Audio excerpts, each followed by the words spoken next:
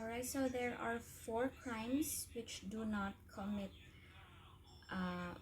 admit of frustrated stage. Ibig sabihin, from attempted, magiging consummated siya kaagad. No? And these are crimes of rape. Sa rape, once there is penetration, kahit na mere touch in the labia, no, the crime is already consummated. Ibig sabihin, hindi kailangang na ipasok yung ari, no, doon sa babae. As soon as there is a slight touch, no, of the male penis to the labia, that is already consummated. That is according to People versus Orita of GR number 88724. In the crime of arson, ganun din, walang frustrated. Kunyari, pumasok sa bahay and then sinindihan, no, and then may nag-create na ng fire, but naapula yung sunog, no, hindi na sunog yung buong bahay, parang yung apo, for example, sa kurtina lang, no, in that case there is already a consummated crime of arson. As soon as may nasunog, kahit gaano kaliit, no, that is already consummated. In the crime of bribery and corruption of public officers, no, once na there is meeting of the minds, there is an agreement between the public officer and yung nag-bribe, no, there is already consummation. For example, naibigay na yung pera and then nag-change ang mind mo, binalik mo, no, hindi considered as frustrated yon, consummated na, because there is an agreement, there is already meeting of the minds. And the crime of theft also, as soon as they are staking, ganon din, kunyari theft is kasi without force, no, hindi mo alam na kinuha sa'yo. So for example,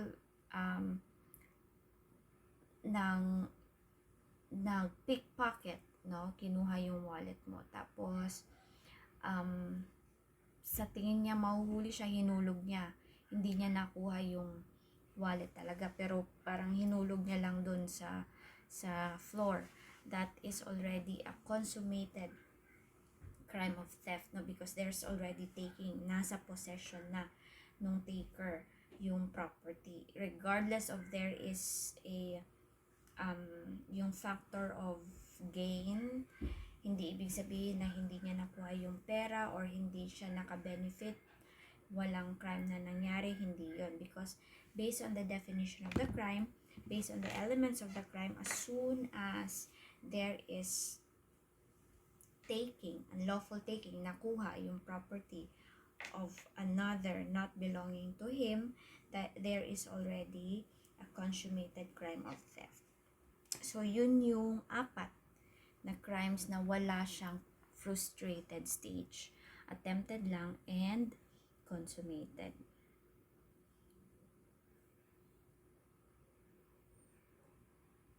Now we go to Article 7, light felonies. In light felonies,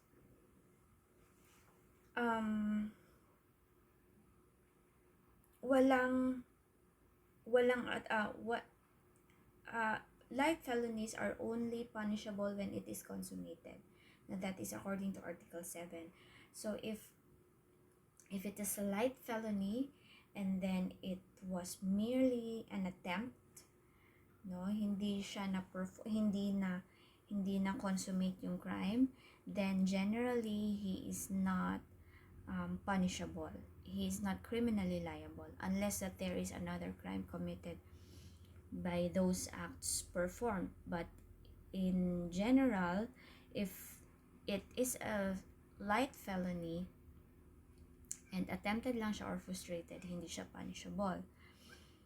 Article 8 naman, conspiracy and proposal to commit a felony. General rule, it is not, hindi siya punishable, no? When you conspire, you, for example, nag-meeting mo, no, a night before, you met with your friends, plotting the killing of Juan, no, dun sa example natin kanina, yung inabangan and so on and so forth.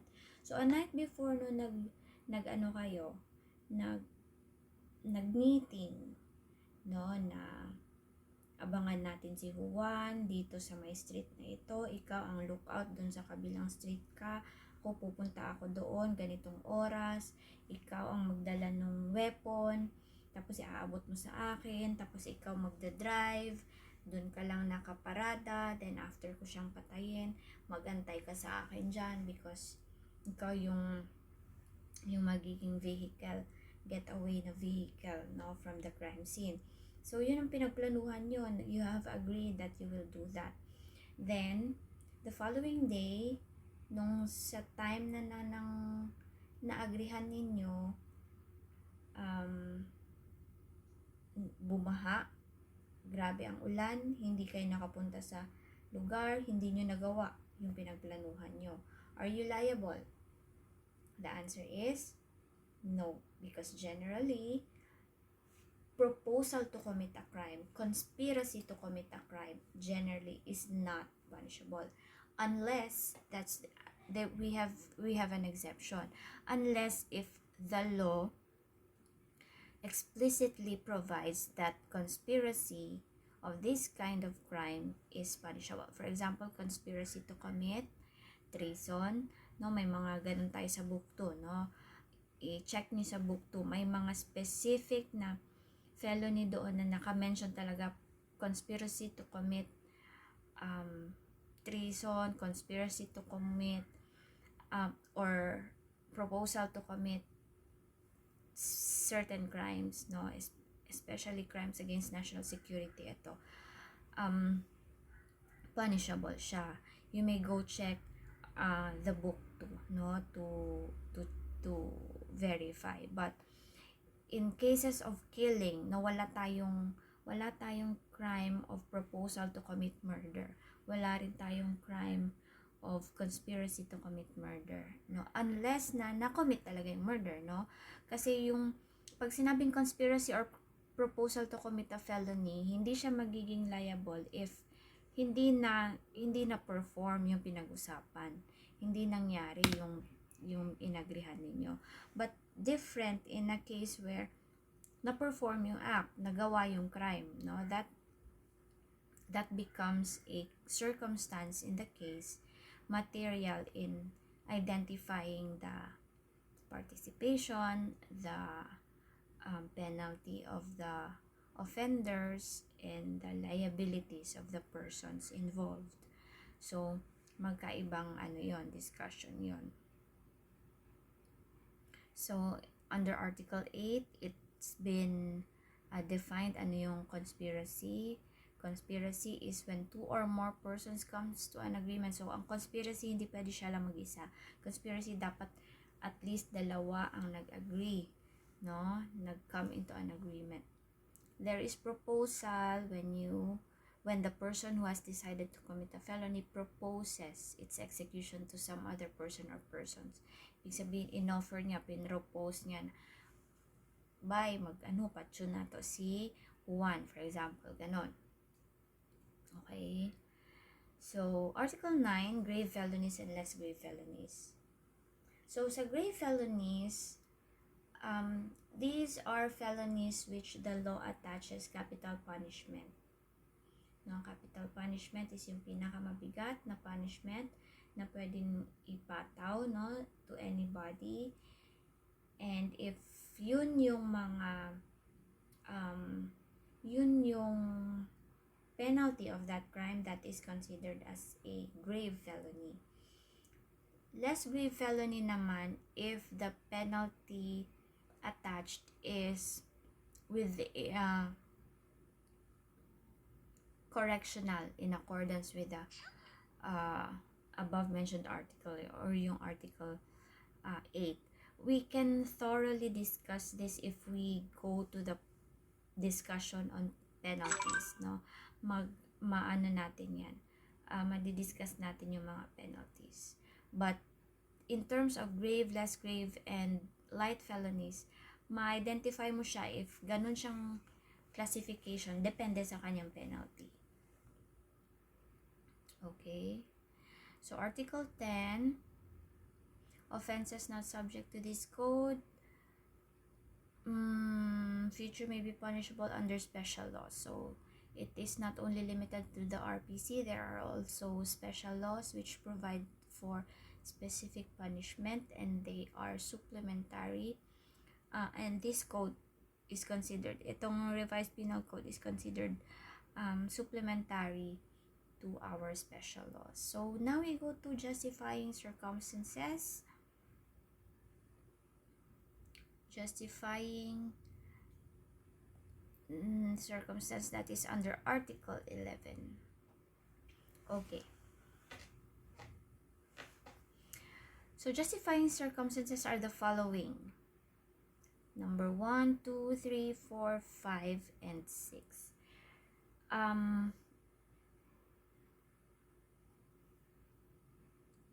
Number 1 is anyone who acts in defense of his person or rights, provided that the following circumstances concur. So these are the elements of a justifying circumstance. So under Article 11, number 1, that is self-defense.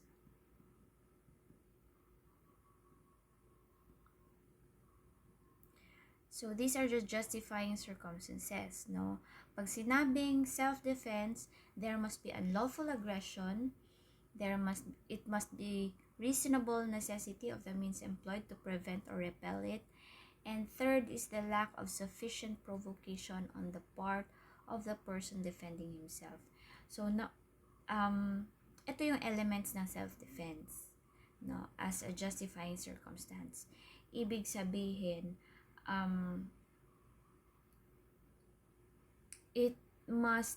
all of these elements must be present in order for a person to allege the existence of self-defense, or to rely, no, to rely on self-defense as his defense on the acts that he has performed. So if there must be unlawful aggression must come from the person, must come from yung namatay or yung victim in this case. No, reasonable necessity, the means employed must be reasonable enough to prevent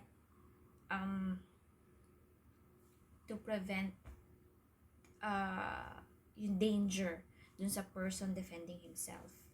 And there must not have been any provocation sa akin. For example, ako, I raised self-defense. No, I killed someone, but I said it was self-defense. So, as an element, there must be unlawful aggression. Ang aggression, or it must come from him, hindi sa akin na nag-self-defense. And yung ginawa ko must be reasonable para ma-prevent yung danger towards sa akin. For example, sinabi ko, kasi gusto niya akong patayin. That is why dinepensahan ko yung sarili ko. No? So, yung third is there must be lack of sufficient provocation.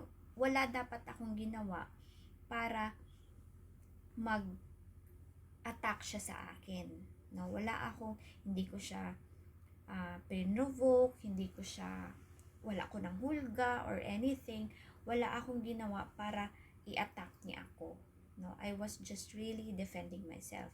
And it must be reasonable. Yung act ko of killing him must be reasonable. For example, he tried to attack me with a bolo.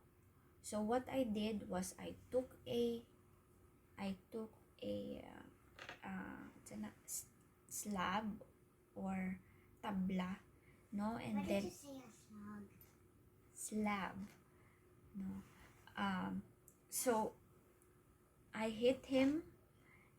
it so happened na, natamaan ko siya sa may ulo, kaya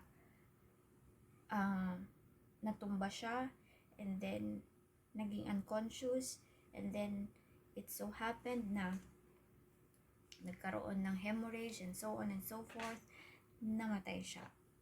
So, in that case, reasonable lang yung means employed para i-defend ko yung sarili ko. But, different, kunyari, ang hawak niya is a stick lang, no, pat-pat, dili pa ganit tabla, stick lang. Tapos, nag-charge siya towards sa'yo, tumakbo papunta sa'yo to attack you, and then what you did was you took your gun, pulled the trigger towards him 5 times. You pulled the trigger 5 times, so may 5 gunshot wounds siya, fatal wounds on the head. So, in that case, hindi natin siya masasabing reasonable, kasi sumobra yung means mo, yung paraan mo of defending yourself. Parang medyo sumobra siya compared to the danger that he is going to give you. Kasi stick lang ang weapon niya, and mas malaki ka pa sa kanya, kunyari ganun. No, so it must be established, no, that there is unlawful aggression, reasonable yung means mo of defending yourself, and there is no sufficient provocation on your part, no, when you were defending yourself. So that is self-defense as a justifying circumstance. So in cases of justifying circumstance, there is your acts are justified, but you can still be civilly liable.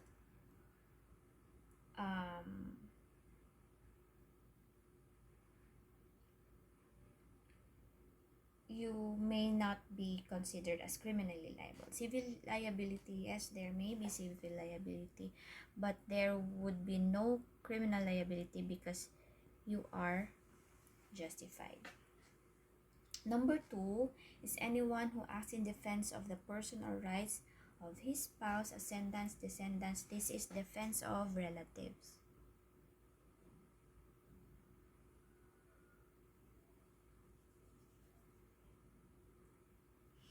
Okay.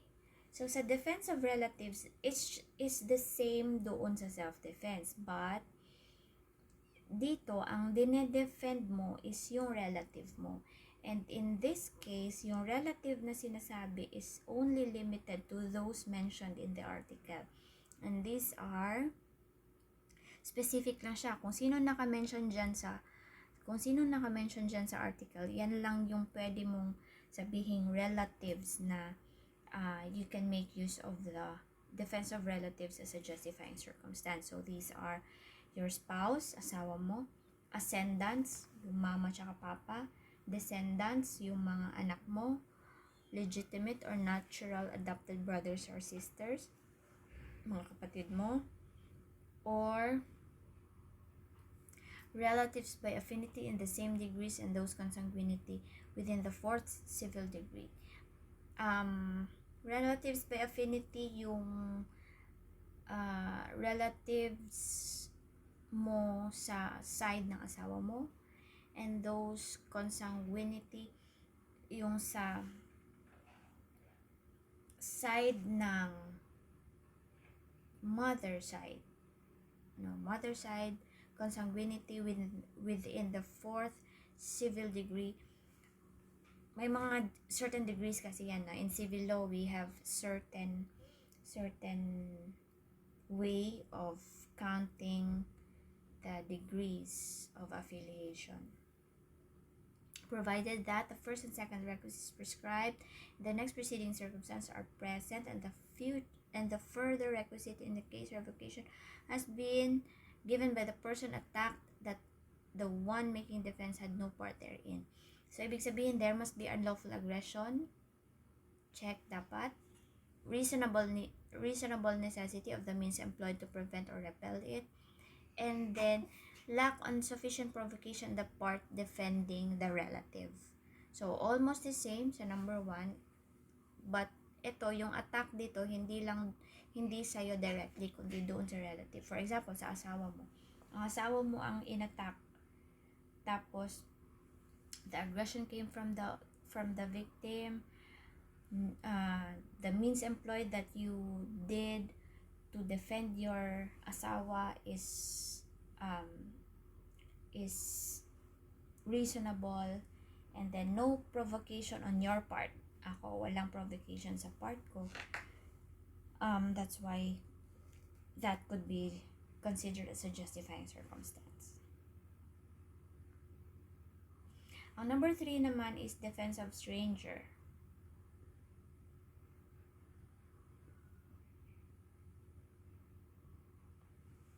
If hindi siya, if the provocation or the unlawful aggression is not against yourself, against yourself, it's not against any relative mentioned in number 2, it is considered as a defense of stranger. No, so almost the same ang elements, but in the third, dito sa defense of stranger, there is no relationship, no, between the stranger, the person you are defending, and yourself as the aggressor or the offender. And his revocation was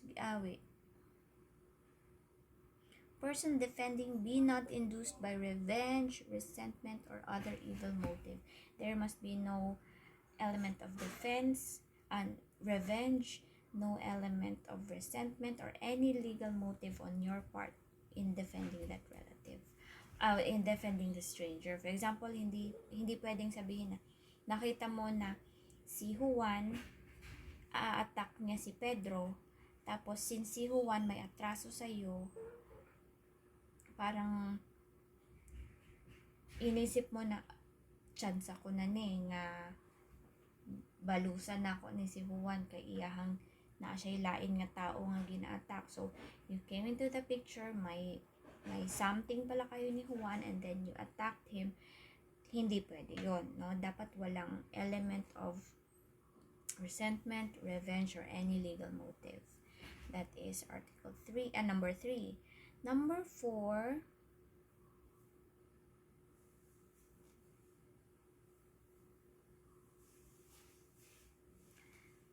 I will discuss on the next video because it's already 20 minutes now, so I will cut it now. We will discuss this on the next video.